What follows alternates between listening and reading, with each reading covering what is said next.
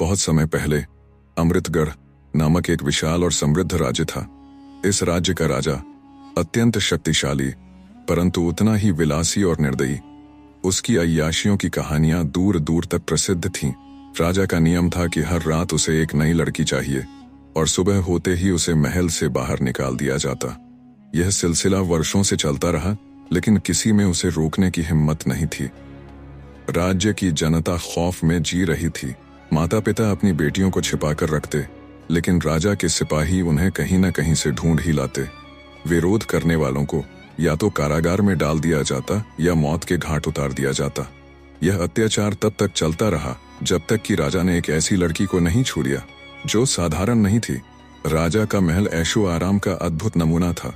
महल के अंदर सोने और चांदी से जड़े खंभे थे, महंगे कालीन बिछे थे और चारों ओर इत्र की सुगंध फैली रहती थी। राजा का शयन कक्ष किसी स्वर्ग से कम नहीं था। वहां हर रात अलग अलग राज्यों से लाई गईं सुंदर युवतियां राजा की सेवा में हाजिर की जाती।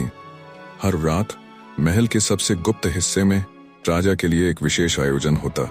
यहाँ राजा के मनोरंजन के लिए संगीत, नृत्य और मदिरा की व्यवस्था होती। युवतियां भारी भरकम गहनों और सुंदर वस्त्रों में सजी होती, लेकिन उनकी आंखों में डर साफ छलकता। राजा को यह जीवन पसंद था, लेकिन उसके पास एक गहरा रहस्य भी था। वह कभी किसी स्त्री के साथ दोबारा संबंध नहीं बनाता था। इसकी एक अजीबोगरीब वजह थी जिसे वह स्वयं भी नहीं समझता था। जब भी वह किसी लड़की के साथ दोबारा संबंध बनाने की कोशिश करता, उसे एक रहस्यमय डर सताने लगता। यह रहस्य केवल महल के पुराने पुजारी को पता था। दरअसल वर्षों पहले राजा ने एक तपस्विनी कन्या के साथ जबरदस्ती करने की कोशिश की थी। उस लड़की ने राजा को श्राप दिया था, तू जिस स्त्री को पहली बार छुएगा वह जीवित बचेगी, परंतु जिसे दूसरी बार छूने की कोशिश करेगा वह मर जाएगी। राजा इस श्राप से भयभीत रहता था, इसलिए हर रात नई लड़की लाने की उसकी मजबूरी थी। राजा की हवस ने उसके राज्य में कोहराम मचा रखा था, परंतु एक दिन उसके सैनिक एक ऐसी लड़की को पकड़कर लाए जो साधारण नहीं थी। उसका नाम माया था। वह न केवल अनुपम सुंदरता की मूरत थी, बल्कि उसकी आंखों में एक अजीब सा तेज भी था। राजा ने जब पहली बार माया को देखा तो वह उसकी सुंदरता पर मोहित हो गया, लेकिन जब उसने माया की आंखों में झांका तो उसे वहां डर की जगह क्रोध दिखाई दिया। यह पहली बार था जब किसी लड़की ने राजा के सामने आंख से आंख मिलाकर देखा था। राजा को यह चुनौती पसंद आई। उसने ठान लिया कि वह माया को पाकर रहेगा, परंतु राजा यह नहीं जानता था कि माया साधारण लड़की नहीं थी। वह एक महान तांत्रिक की बेटी थी और बचपन से ही तंत्र मंत्र की गहरी शिक्षा प्राप्त कर चुकी थी। उसने ठान लिया था कि वह राजा को उसकी करनी का दंड देकर रहेगी। रात होते ही जब राजा ने माया को अपने शयन कक्ष में बुलाया तो उसने राजा के सामने नृत्य करने का प्रस्ताव रखा।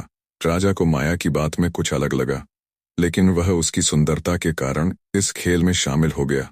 जैसे ही माया ने नृत्य करना शुरू किया, पूरा कमरा एक रहस्यमयी ऊर्जा से भर गया। अचानक राजा को अपने शरीर में एक अजीब सी बेचैनी महसूस होने लगी।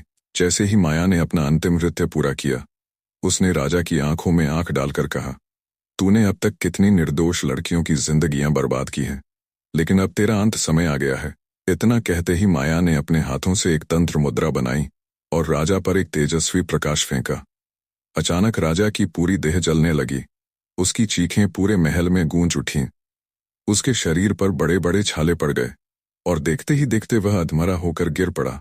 माया ने आगे कहा, तूने जिस श्राप से बचने के लिए हर रात नई लड़की को छूने का खेल रचा था, वही श्राप आज तुझे भस्म कर देगा।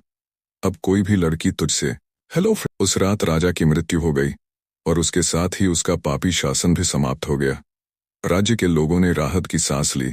माया को देवी की तरह पूजा जाने लगा और उसकी बहादुरी की कहानियां सदियों तक सुनाई जाने लगी। अगर आपको कहानी अच्छी लगी तो चैनल को सब्सक्राइब करें।